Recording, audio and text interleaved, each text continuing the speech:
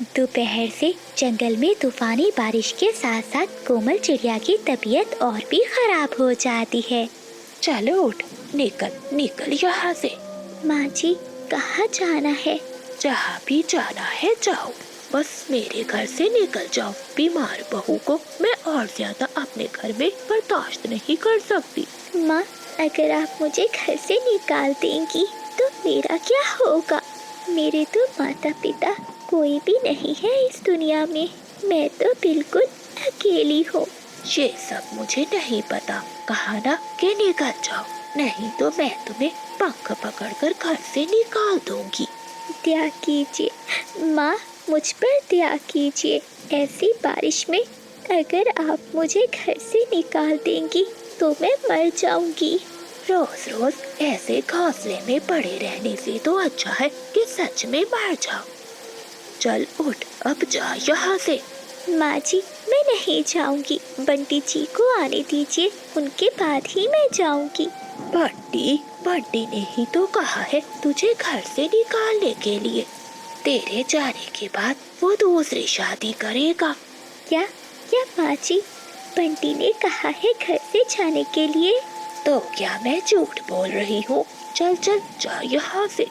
ठीक है माँ, जब उन्होंने ऐसा कहा है, आपको मुझे जबरदस्ती निकालने की कोई जरूरत नहीं। मैं खुद ही चली जाती हूँ। बीमार हालत में कोमल चिड़िया अपने घोंसले से उड़ती है और तेज बारिश में घर से निकल जाती है। कोई है, मुझे बचाओ, इस उल्लू से मुझे बचाओ। आज तुझे हमसे कोई भी नहीं बचा सकता है। इतने सालों से तूने गरीब पक्षियों को लूटा है। अब तेरा चुराया हुआ सारा धन मैं गरीब पक्षियों में बांट दूंगा।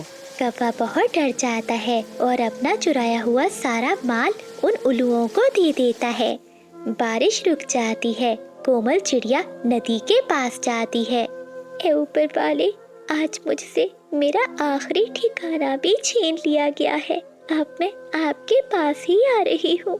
ऐसे रोते हुए कोमल चिड़िया पानी में छलांग लगा देती है।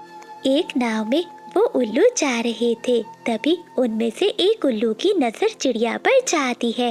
गुरुदेव, वो देखिए, नदी के पानी में कोई बह रहा है। हाँ, तुम ठीक कह रहे हो। जाओ, उसे पानी से लेकर यहाँ आओ।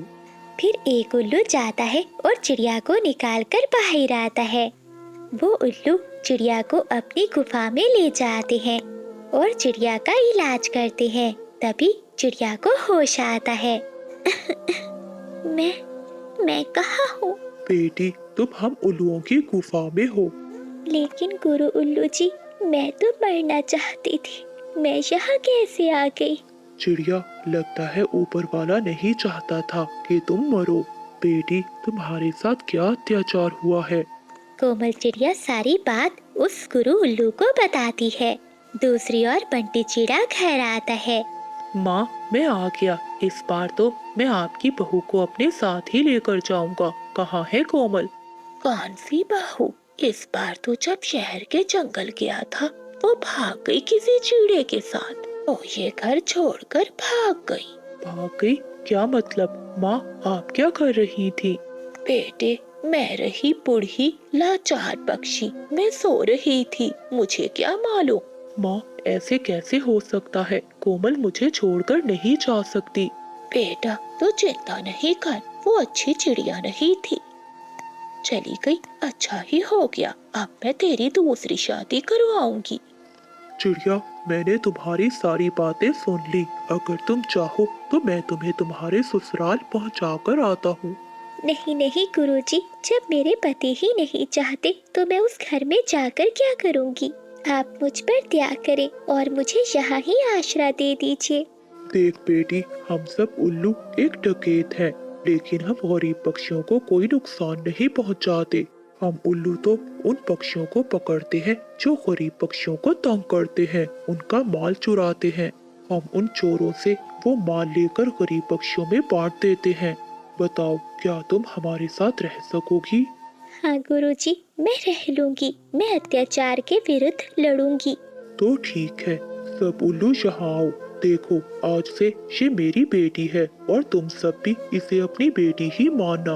और आज से ही मैं इसे लड़ाई सिखाऊंगा। उसी दिन से गुरु उल्लू चिड़िया को लड़ाई की शिक्षा देने लगता है। 1 साल में ही चिड़िया लड़ाई सीख जाती है।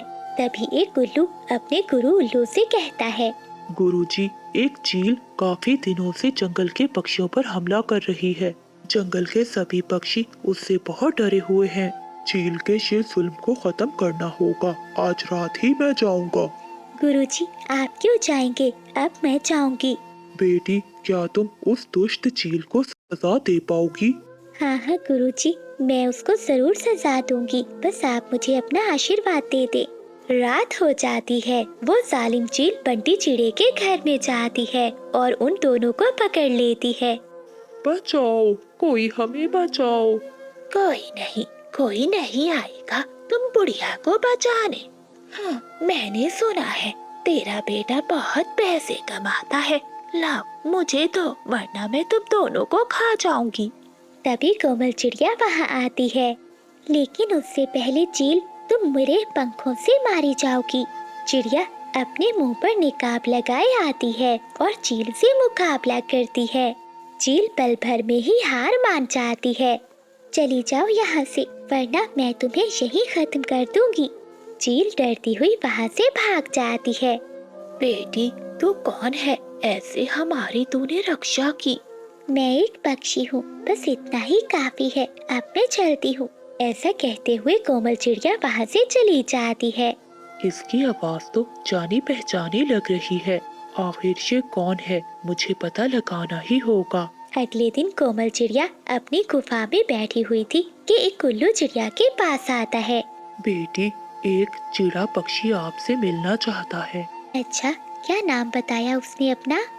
हाँ, बंटी। क्या बंटी? ठीक है, आप उसे अंदर ले आइए। कोमल चिड़िया निकाब लगाए फिर से आ जाती है। ये तो बिल्कुल मेरी पत्नी जैसी लगती है। बताइए, क्या काम है आपको मुझसे? मेरी पत्नी गुम हो गई है। क्या आप उसे ढूंढ कर ला सकती हैं? गुम हो गई है? वो कैसे गुम हो गई? दरअसल मैं दूसरे जंगल में काम करता हूँ। घर पर मेरी माँ और बीमार पत्नी ही रहती थी। जब मैं दूसरे जंगल से लौट कर आया तो मेरी माँ ने मुझे बताया कि मेरी पत्नी मुझे छोड़कर चली गई है और तब से मैं उसे ढूंढ रहा हूँ और अभी तक मुझे वो मिली नहीं। घर छोड़कर जाने वाली पत्नी को इतना ढूंढने की भला क्या जरूरत है? मैं उसे बहुत प्यार करता हूँ। मेरी माँ ने कहा कि वो किसी और पक्षी के साथ चली गई है, लेकिन मैं अपनी माँ की बात पर विश्वास नहीं कर सकता क्योंकि मैं जानता हूँ मेरी पत्नी बहुत अच्छी है। बंटी जी अभी भी मुझसे इतना प्यार करते हैं और मुझ पर कितना विश्वास करते हैं। ऐसा कहते हुए कोमल चिड़िया अपना निकाब हटा देती है। अपनी पत्नी को देखकर बंटी चिड़ा बहुत खुश होता है। तभी गुरु उल्लू वहाँ आता है। बेटी, तुम्हारा पति तुमसे बहुत प्यार करता है। तुम अपने पति के साथ चली जाओ। मेरा आशीर्वाद हमेशा तुम्हारे साथ रहेगा। फिर कोमल चिड़िया अपने पति के साथ खुशी खुशी वहाँ से चली जाती है। ऊपर वाले, आखिर तो किस जन्म का बदला ले रहा है मुझसे? मेरा और मेरे बेटे का क्या कसूर है? बबली कबूतरी अपने बेटे बबलू को लिए तेज बारिश में उड़ रही थी। उसके पति कबूतर ने उसे धोखा देकर दूसरी शादी कर ली थी और बबली कबूतरी को उसके बेटे के साथ तेज बारिश में घर से बाहर निकाल दिया था। बेचारी कबूतरी पर तो दुखों का पहाड़ टूट पड़ा था। उसे कुछ भी समझ में नहीं आ रहा था। तभी उसे एक पेड़ पर घर दिखाई देता है। लगता है इस घर में कोई भी नहीं रहता। आज रात यहीं रह लेती हूँ। कबूतरी उस घर में जाती है और अपने बेटे को घोंसले में बिठाती है। बबलू बेटा, तुम यहीं रहना। मैं अभी तुम्हारे लिए कोई मीठा फल ढूंढ कर लाती हूँ। बारिश रुक जाती है। कबूतरी अपने घर से निकलती है। उसे एक पेड़ पर फल दिखाई देता है। जैसे ही वो फल तोड़ने लगती है तभी एक चील पीछे से कबूतरी पर हमला करती है। छोड़ दो चील, मुझे छोड़ दो। मेरा बेटा अकेला है, वो मर जाएगा। लेकिन चील कबूतरी पर दया नहीं करती और वो उसे मारकर खा जाती है।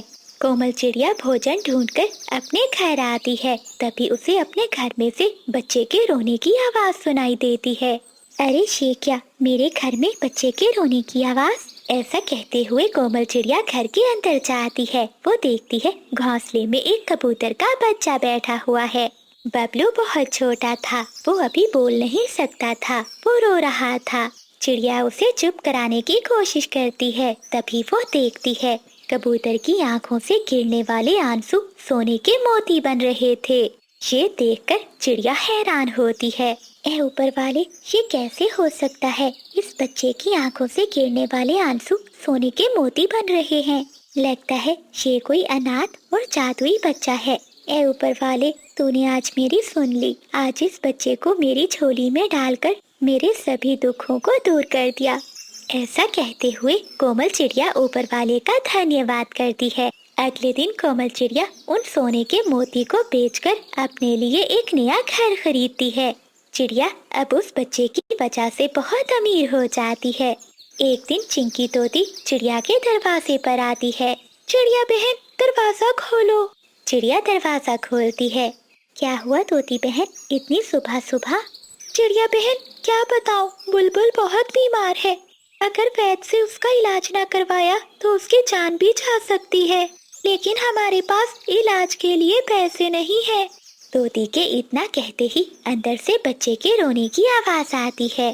तभी चिड़िया घर के अंदर जाती है और बबलू को चुप करवाने लगती है। पीछे तोती भी घर के अंदर चली जाती है। तभी वो छोटे कबूतर की आंखों से निकलने वाले सोने के मोती देख लेती है। अरे चिड़िया बहन, इस बच्चे की आंखों से गिरने वाले आंसू सोने के मोती बन रहे हैं। क्या ये कोई जादुई बच्चा है? हाँ चिंकी बहन, ये बच्चा जादुई है। जब भी कोई परेशानी में होता है तो ये रोने लगता है और इसके गिरने वाले आंसू सोने के मोती बन जाते हैं। तुम ये सोने के मोती अपने पास रखो, अगर तुम्हें और जरूरत पड़ जाए तो आकर ले जाना। फिर तोती वो मोती लेकर चली जाती है, जिसके बाद जंगल के सभी पक्षियों को उस नन्हे कबूतर का पता चल जाता है। बादल जी, अगर उस छोटे कबूतर को हम अपने पास रखें तो वो बच्चा हमें माला माल कर देगा। हाँ बिजली, हमें कुछ ना कुछ तो करना ही होगा। ये सोचकर वो कभी चिड़िया के घर जाते हैं। देखो चिड़िया बहन, इस छोटे कबूतर के माता पिता मेरे घर में इंतजार कर रहे हैं। तुम मुझे ये बच्चा दे दो ताकि मैं इसे इसके माता पिता को दे सकूं। इस बच्चे की माँ मैं हूँ, ये मेरा बच्चा है, मेरे अलावा कोई भी इसका नहीं है। बादल जी, ये ऐसे नहीं मानेगी, इसे सबक सिखाना ही होगा। बिजली कभी एक लाठी उठाती है और चिड़िया को मारने लगती है। देखो कभी, मेरे बच्चे को छोड़ दो, इसे मत लेकर जाओ, ये बच्चा बस मेरा है। चिड़िया को ऐसे रोता देखकर कबूतर का नन्हा बच्चा भी रोने लगता है।